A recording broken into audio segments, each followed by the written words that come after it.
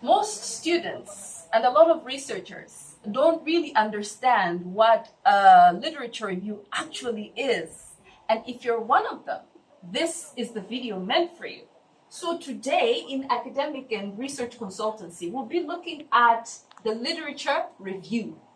Now, you might be asking, what's a literature review? Well, let me tell you what a literature review is not. A literature review is not about defining things. A literature review is not about listing authors. A literature review is not about just copying stuff and pasting. A literature review has structure. Now, what it is that you are looking at and you're trying to assess what other researchers have found in your field of study.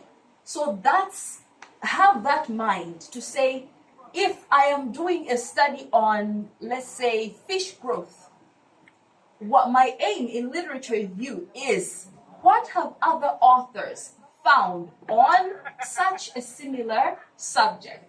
All right, now, before we proceed, for you to write a killer, good literature review, first of all, you need to download papers. How do you do that? You use the keywords in your title and you look for papers that have written something similar to what you have written.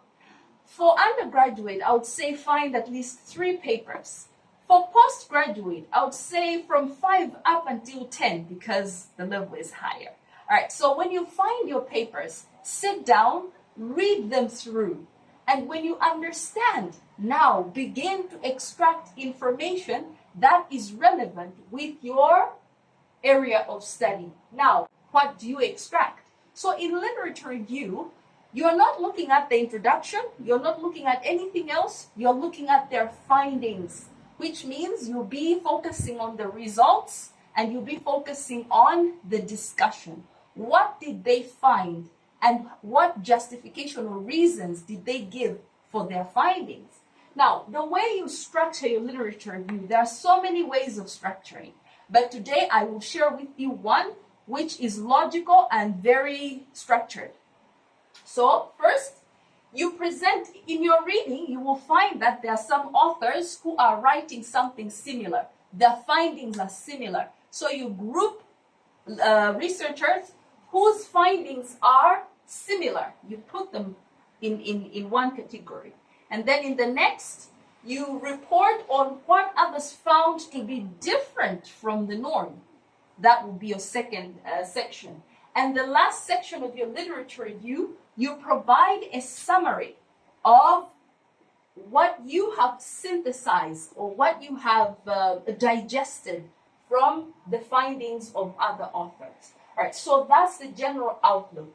Now, some of the common words that you use, remember, when you are writing a literature review, it's like you're making an argument. Now, you might use words like Peary et al. 2020 found that so.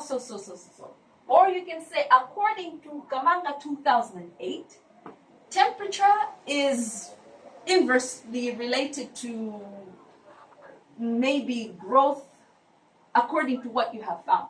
All right. Or it might sound like Banda 2012 argues that.